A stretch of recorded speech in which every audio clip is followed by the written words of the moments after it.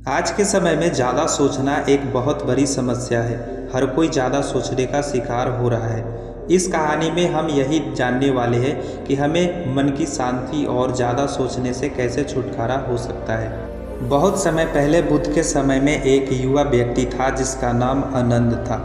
आनंद अत्यधिक सोचने की आदत से परेशान था। वह हर छोटी सी बात पर गहराई से सोचता और अनावश्यक तनाव महसूस करता।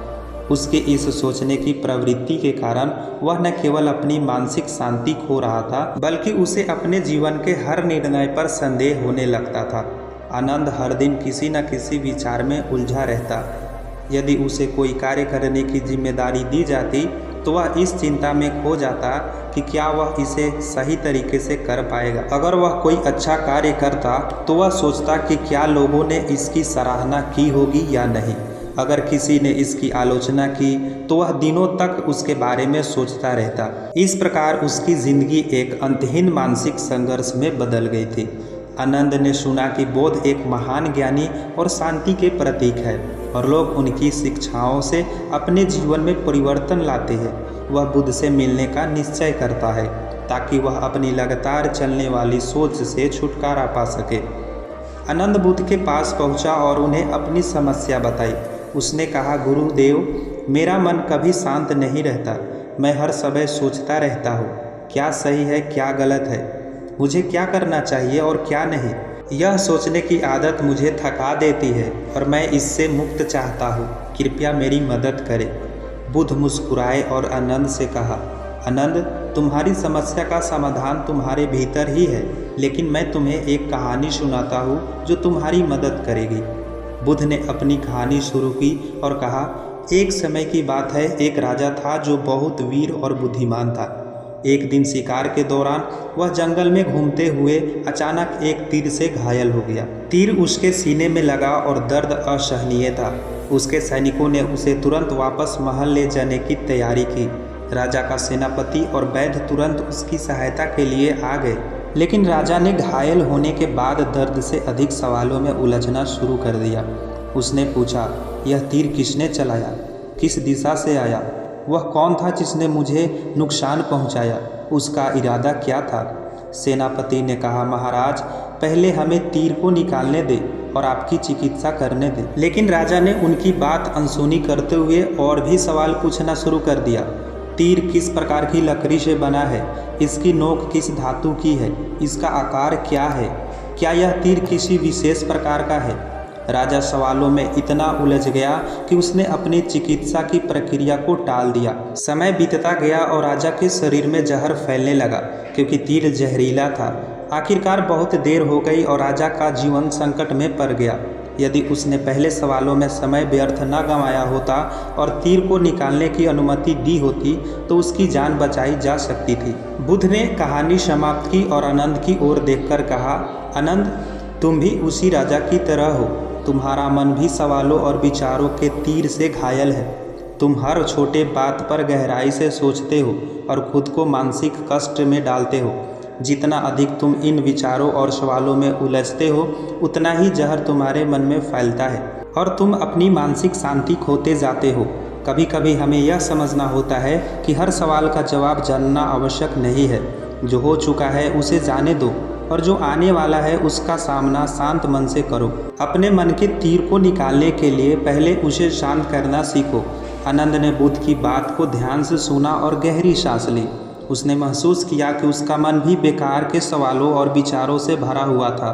उसे एहसास हुआ कि अगर वह इन विचारों को अपने मन से निकालना सीख लेता है तो उसकी समस्याएं अपने आप हल हो जाती हैं।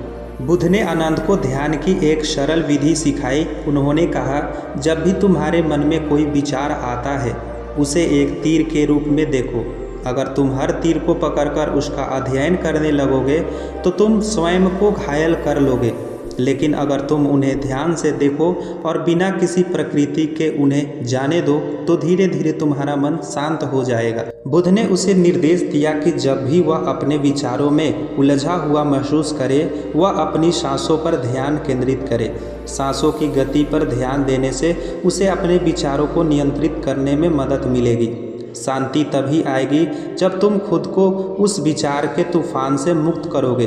इतना सुनने के बाद आनंद ने इस विधि का अभ्यास करना शुरू किया।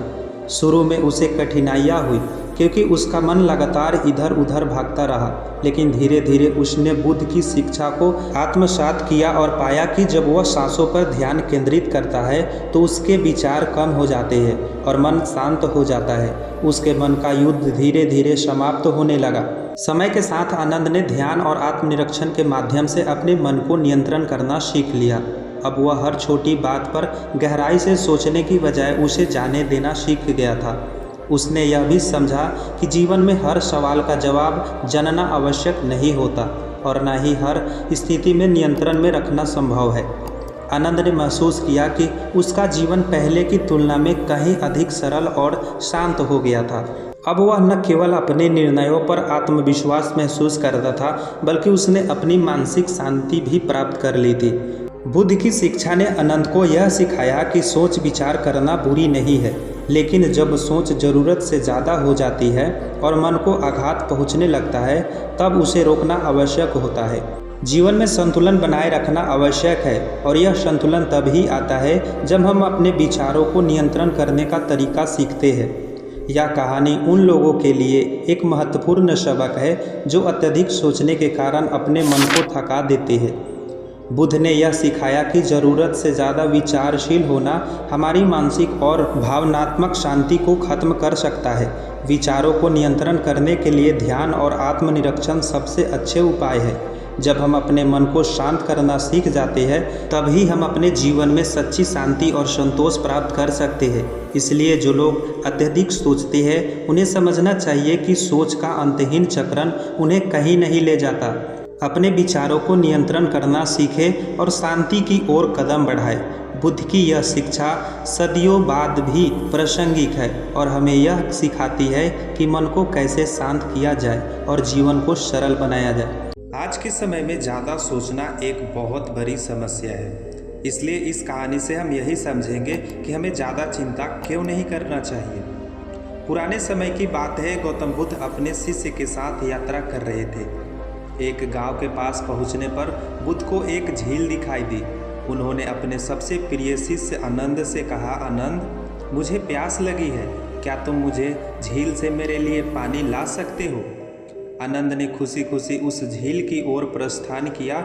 जब वह झील के पास पहुंचा, उसने देखा कि कुछ लोग झील में कपड़े धो रहे थे। पानी गंदा हो चुका था। आनंद ने सोचा कि यह पानी बुद्ध के लिए पीने योग्य नहीं है, इसलिए वह वापस लौट आया और बुद्ध से कहा, भगवान, यह पानी गंदा हो चुका है, हम थोड़ी देर और प्रतीक्षा करें, तब तक वह साफ हो जाएगा। बुद्ध ने कुछ नहीं कहा, बस मुस्कुरा दिए और आनंद को वहीं बैठने के लिए कहा।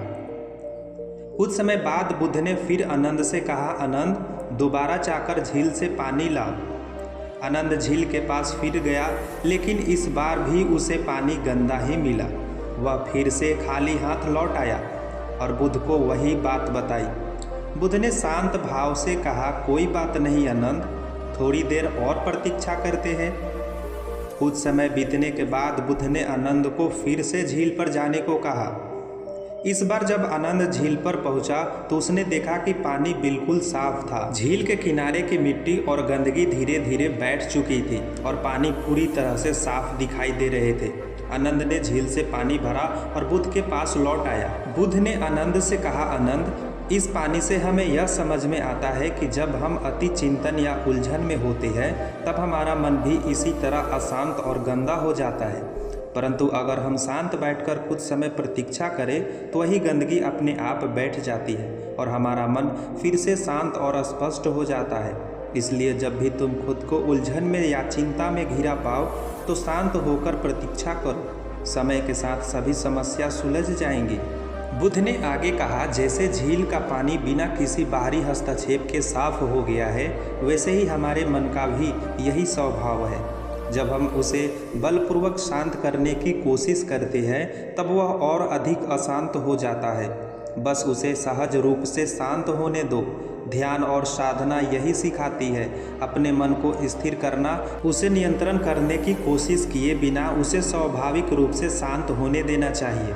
यह कहानी उन लोगों के लिए है जो अत्यधिक सोच विचार में डूबे रहते हैं। अति चिंतन से समस्याओं का हल नहीं निकलता, बल्कि मन और उलझता है। जीवन की समस्याओं को सुलझाने के लिए धैर्य, शांति और समय सबसे बड़े साधना है। बुद्ध का यह संदेश सरल है। जीवन में शांति और सुकून पाने के लिए हमें अपने मन को भी समय देना होगा, ताकि उसकी गंदगी धीरे धीरे साफ हो सके। आनंद ने इस सीख को अपने जीवन में आत्मसात किया और अति चिंतन की जगह ध्यान और साधना के महत्व को समझा। उस दिन से उसने जीवन की हर स्थिति में धैर्य और शांति को अपने साथ रखा और उसका जीवन भी उस साफ झील की पानी की तरह शुद्ध और शांत हो गया। समय बीतता गया और आनंद ने इस सीख को अपने शिष्य के साथ भी बांटा। जब भी कोई शिष्य किसी समस्या से घबराता या अति चिंतन में डूब जाता, आनंद उसे बुद्ध की कहानी सुनाता और उसे समझाता कि चिंताओं से घिरे मन को स्थिर करना ही साधना है। एक दिन बुद्ध के अन्य शिष्य ने आनंद से पूछा, आनंद, क्या अति चिंतन से बचने का कोई और तरीका है? आनंद मुस्कुराते हुए कहता है, ध्यान ही अति चिंतन से मुक्ति का मार्ग है।